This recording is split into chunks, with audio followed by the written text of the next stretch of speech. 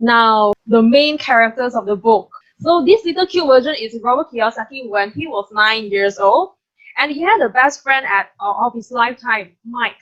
Mike was actually in the same school as him. So both of them went to the same school, and the school that they went to happened to be one of the higher class school in the town because they stay nearby. How did Robert even know the rich dad? The story starts here. So both of them obviously hang out together. They were the best buddy. And then one fine day, they were being teased and bullied by a group of friends.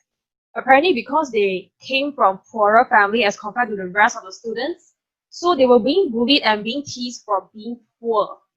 Because a lot of times when the other friends, they were having the most expensive bags, the most expensive accessories of all world, they were wearing nothing. So they were always being compared against.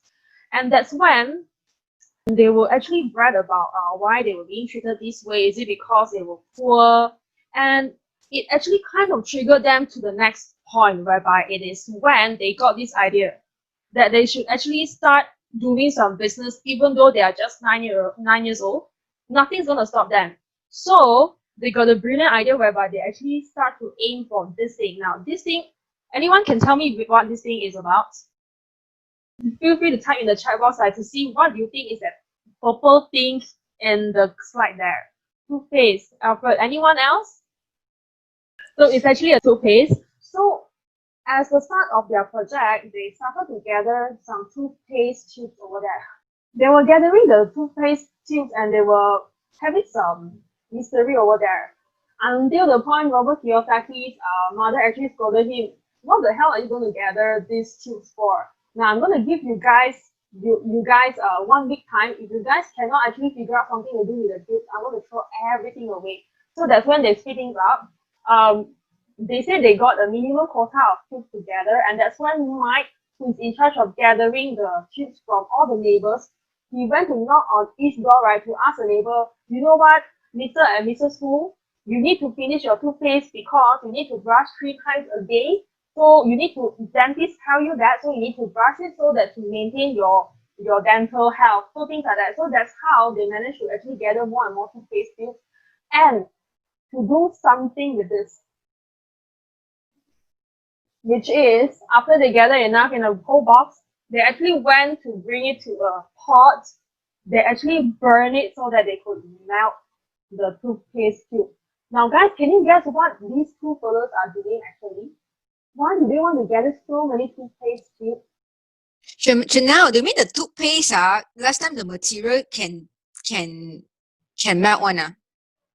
Okay, so according to them, the material back then is not like those Colgate tubes that we see nowadays, like plastic. They were actually made by metal, lead. Okay, so the toothpaste tube back then is actually in gray color. Everything was actually made in lead.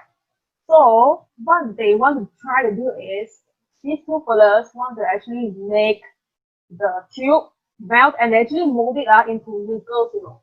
So they were so excited when their first project succeeded. Now guys, do you think that these two guys are actually so brilliant, these two boys are so brilliant that they came up with this kind of business idea? They can actually turn the toothpaste tubes into coins. As a young kid, have you ever come across any business idea that it was super creative, it was super fun to start with, regardless of whether you started it even?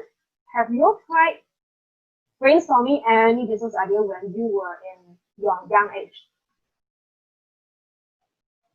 Yeah, when I was very young, I have the thought of having a spa retreat in a very kampong area. That was when I was very young. Of course, now it's very common, but last time this thought was when I was very young. Really kampong, really got river, really got forest, and that kind of retreat. Oh, William Chong said selling stamps, comics, renting, and then Ronald says selling hero cards. You all knew that. Okay, so William, have you, these were your business ideas, or have you actually done them to yes, I have, because I like to collect stamps when I was young. So I see any nice stamps and I try to sell it, you know, just as a collection purposes.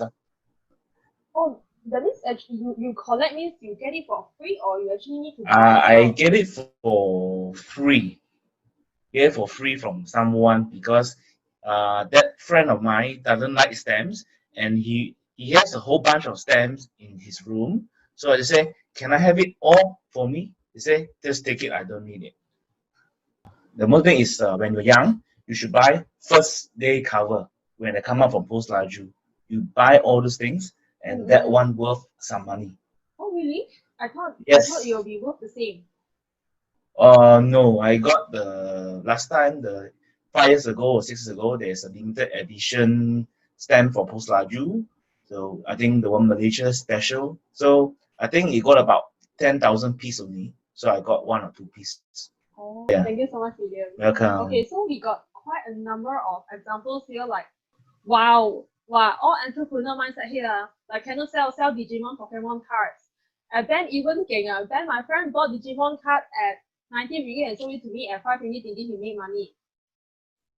Go back to our story today. So these two fellas, Robert and Mike, they were so excited after they generated the first nickel. It was when the father came back, the poor dad came back, and then they started crying. They cried because poor dad told them, boy, it is illegal for you to create any coin at your own self. So they both cried. But the poor dad, even though he doesn't have any money concept in his mind, he gave credit to these two boys being so creative. They wanted to start business so badly that they created a lot of ways, and this time they even used their creativity to create nickels.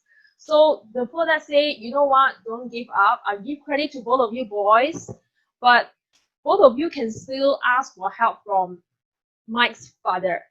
Mike, do you know that your father is very successful? Your father and my father share the same banker, Mike, and our banker has been praising your dad all the way. Your dad is very successful in our community, and I guess the person that you can ask for help is your dad, Mike. Really? Yeah, he was Really, very shocked. uncle? Really? Yeah, Mike, you can go ahead and ask your dad. Your dad is super in doing business. He can give you a lot of ideas, Mike. Cool, I will go back and ask for a meeting. Right. So that's when Robert started to know the father, the rich father, which is Mike's dad, at the age of 9 years old.